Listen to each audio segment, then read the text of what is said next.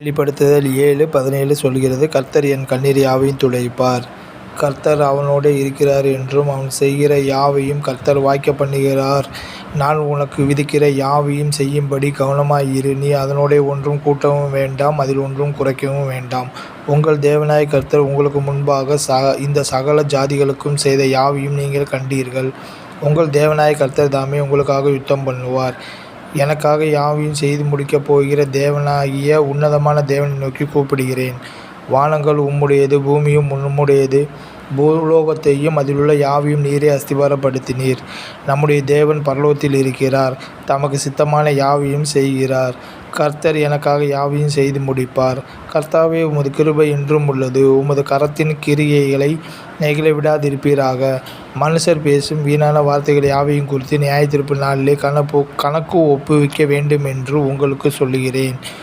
தேவன் தந்த இந்த நல்ல வாய்ப்புக்காக நன்றி ஆண்டவரே.